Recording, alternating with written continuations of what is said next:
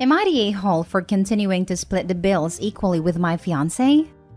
My fiancé, 27 female, and I, 34 male, have been together for about 4 years. We met in college when she was a senior and I was in grad school. We moved in together after she graduated and got a job. At the time, she was making about $75,000 per year while I was making $18,000 per year. We discussed our finances before moving in together and came to the mutual agreement that we should not mix finances and split the bills equally. The rent and utilities was split in half. When it came to groceries and outings, sometimes I would pay for it and other times she picked up the bill. It wasn't exactly equal, but close enough that no one kept track and complained. This also meant she built up a healthy savings and had disposable income while I was living paycheck to paycheck. But I didn't complain or even felt any resentment at all. The way I figured it, she worked hard for her degree and job, so she deserved every penny. I also knew my payday would come when I graduate. My payday came sooner than expected, as during my last year in grad school, I stumbled across a long-term problem in my field and came up with a solution that I turned into a patent. The process of building a prototype, testing, and patenting was very expensive, so I barely ate that year and lost about 20 pounds. I threw everything I had into it. When I got a patent pending designation, I showed my professors and one of them hooked me up with someone in the industry. They hired me a month before I graduated and licensed my patent. I've been at my job for a little over a year, and in that time, I've made 7 figures in combined salary and licensing fee. We still live in the same apartment. It's in the middle of our work and right in the heart of the shopping and restaurant district. I still dress the same, but I do have a nicer truck. Nothing crazy, just brand new. The rest of my money is either in investments or working on my next patent project. Which brings us to my problem. Recently, my girlfriend brought up the idea of me paying more of the rent and utilities according to a percentage of our pay. This means I would be paying almost all of everything. She said it's only fair as I make so much more. And I countered, how fair is it if I'm paying for almost everything now, when we split things equally when she was making more? I pointed out our housing and lifestyle hasn't changed at all. So it's not like she's burdened by the cost of living. She keeps on arguing about equality and I argue about equality too. But apparently our definition of equality is different. Am I wrong for sticking to our original terms? Answers to common questions. I don't know how to update besides editing, so here it is. 1. My girlfriend is not a terrible person. I was around 185 and dropped to 160s. Most people didn't notice that my clothes were looser. As I spent most of my time studying and working my job than working on my patent, we didn't spend that much time together. 2. I never brought up the lack of money and food because I don't complain. I ate at home with her but didn't eat anything outside. I sucked it up, so it wasn't her fault. 3. Besides this disagreement, we have a good relationship and she's a good person. 4. Some DM me about patent procedure and cost. It's complicated, so do your own research. What I did was file a provisional patent application. It's not a full patent, but it protects my design so that I can show investors without worrying about them stealing my idea. When you get a provisional patent, you can legally use the patent pending terms. I filed as a micro-entity, which costs under $100. I'm not sure of the cost now since it's probably gone up. Once I was sure my design was marketable, I filed for a utility patent. This costs about $15,000 including attorney fees. Once again, I filed as a micro-entity. I had to borrow money from my parents and went on a diet, but it was worth it. Now for the comments. I just want to be clear. You were making $18K a year. She was making over 4 times your salary. You were literally starving because you could not afford food. You lost 20 pounds while she focused on her savings and disposable income. This is not a partnership between people who love each other. Relationships change and evolve with time. Keeping finances totally separate while dating is a different matter than doing so as you get married. It's not a matter of constant keeping to an agreement made a decade ago. But caring when your partner is literally starving is a pretty consistent requirement, no matter the stage of your relationship. Not today whole simply because finances are the least of the problem in this relationship. Yeah, definitely this. And now she wants to call unfair. That is just nuts to me. Rules for the not for me. This is going to be a consistent pattern in their relationship moving forward if he capitulates. If they're married, I can understand sharing the burden and running the household, but they should definitely still keep the finances separate. And OP should get a prenup before tying the knot. Not the a-hole. Not the a-hole. If nothing has changed in your lifestyle, I don't see why you should pay more. Sounds like before she was thriving, and now you both are, so you should both be enjoying it. Yeah, if OP wanted to move somewhere drastically more expensive because he could afford it, then it would be the time to revisit the agreement. He was able to barely survive on less than a quarter of what she makes, so she is clearly not burdened by the present arrangement. If he could afford that, then she should be able to afford early retirement if they aren't having kids. OP of course could retire next year and be totally fine, but I don't suspect he wants to. Anyway, girlfriend sounds greedy and uncaring. Not the a-hole. Next story. Am I the a-hole for not giving my wife who doesn't work more pocket money? I, male 27, can't help but feel like an a-hole about the situation, and my wife, female 23, has been calling me an a-hole the whole week. Meanwhile, our close family are taking my side and friends are split. I, for one, don't see what I can do. For context, we live in Europe. The issue is the following. My in-laws have the amount of money they give my wife each month, and she wants me to make up the difference out of pocket. For it to make sense, I have to explain our finances. I am a medical resident. My pay is pitiful, frankly. But it doesn't matter because I have real estate properties and make a decent amount of passive income from rent. My wife does not work because she is still in law school and her time is full between that and taking care of our son, 2-year-old. So here's the situation. 20% of my income goes straight into our savings. This I will not budge on, come hell or high water. About 40 to 60% goes into household expenses. This includes the nanny/housekeeper, food, gas, electricity, and my wife's school expenses. The percentage varies each month, of course, but lately, due to the war, all these expenses have risen, so it's always on the higher side. The rest of the money is split between my wife and I, but not evenly, and here is why. Before we even got married, my wife had an agreement with her parents that as long as she stayed in law school and kept her grades high, she would receive minimum wage from them, so she didn't have to work and could focus on school. When we got married, I promised to give her half of what her parents gave her each month. This way, our monthly pocket change would be roughly the same. This agreement has worked for the past 4 years. Unfortunately, this midterms her grades dropped. They're not terrible, mind you, but her parents have high standards, so until she can get her grades back up in February, they said they'd have her monthly pay. I kept the amount I give her the same. Essentially, she receives minimum wage now. My wife has asked me to increase how much I give her to make up the difference. I refused, and I still refuse, because my income didn't magically increase in a month. I pointed out that she had an agreement with her parents and me, that her decrease in her money is a result of her actions. I upheld my side of the bargain and told her she will just have to deal with a little less personal money for a couple of months until she can get her grades back up. I'm 100% certain she can do this. She maintained this isn't fair and that as her husband, I should take care of her. She said I could just lower how much I keep to myself or raise the rent since I already rent under the market price. I told her I am not raising rent and leaving people homeless in these uncertain times, and that if I give her more from my own side, I'd almost have nothing left for myself each month.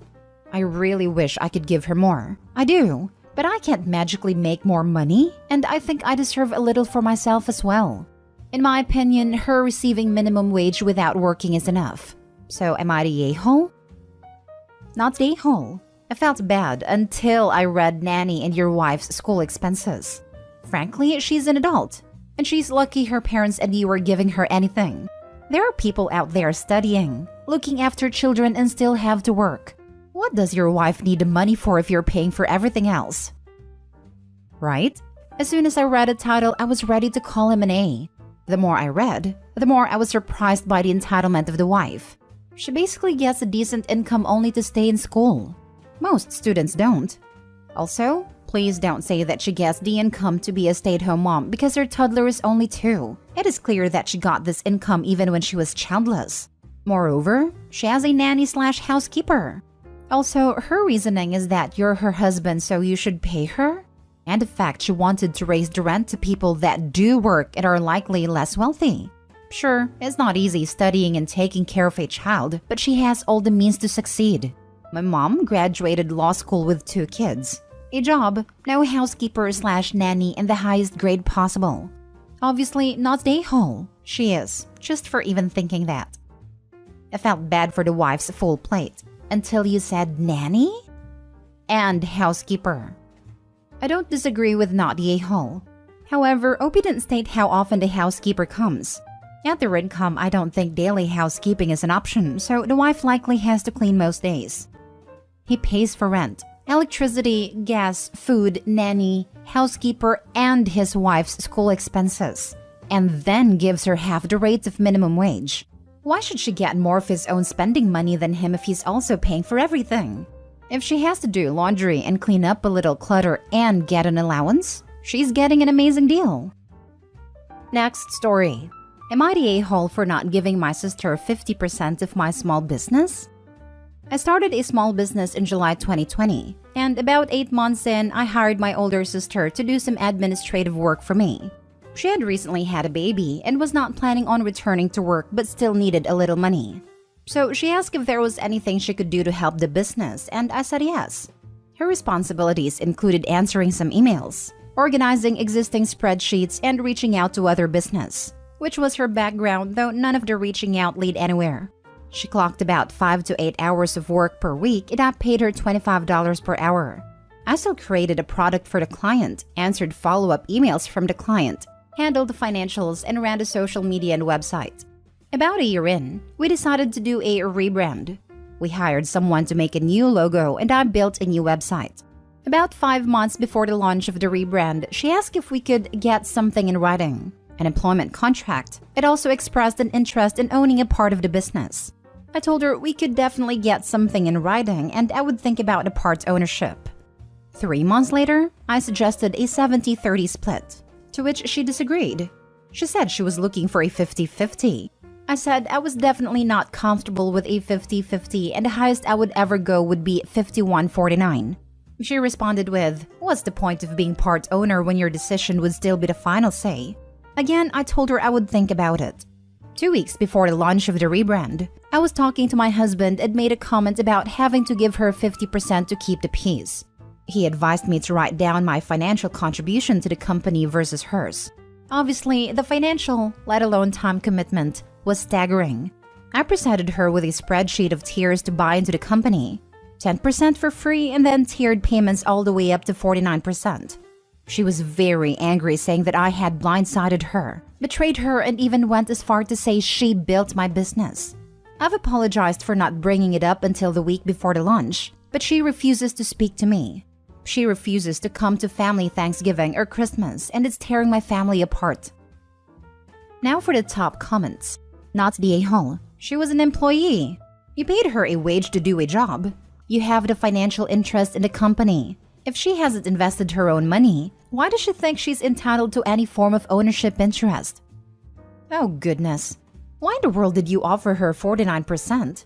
This is where you let it get cloudy because she's your sister. She did hourly work for an hourly wage. I would take all of that off the table. If you want to sell her some interest in the company, go ahead. But you already got a taste of what this will be like. Exactly. Had this been anyone else asking for a share in the business, would Opie have done this? Not the a-hole. And if she feels this entitled now, how will she be like if she gets a share?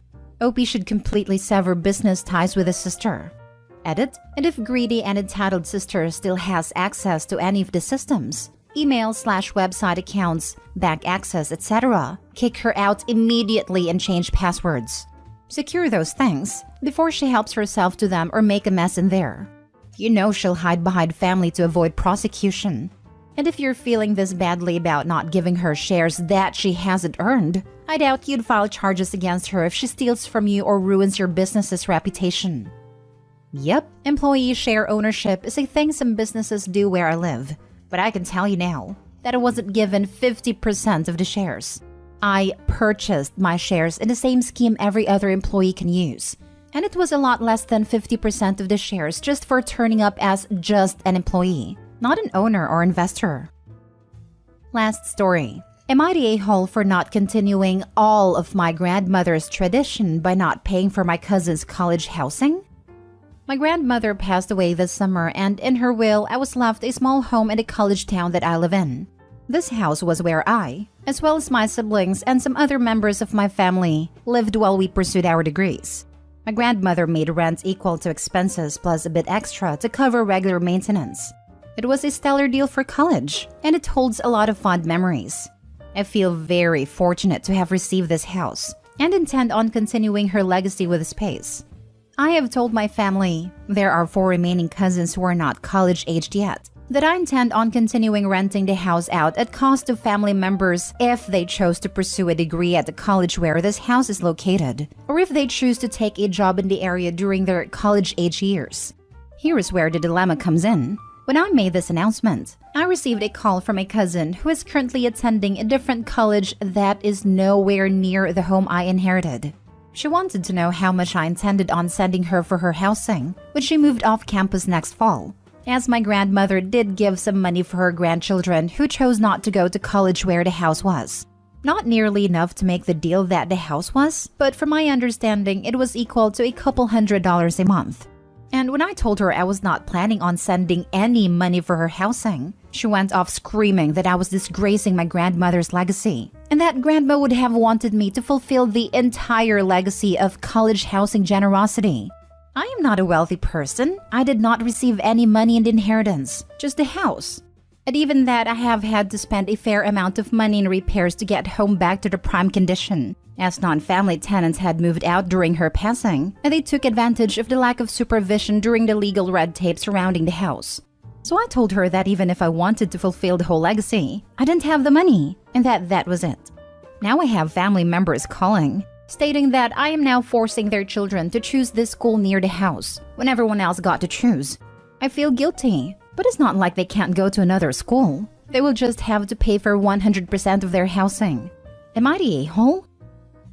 Not the a-hole. You are carrying on a part of the tradition that she left to you, period. If your grandmother wanted you to send your cousins money, she needed to leave you a bank account of money with which to do it. After the repairs are paid off, if you are actually making money off the house, you can revisit using that money to restart that other part. But that's clearly not happening right now. Presumably, she did leave money split up between many people, but it's harder to convince a group of people to pay a little bit than to use group pressure to harass one person into paying for it all.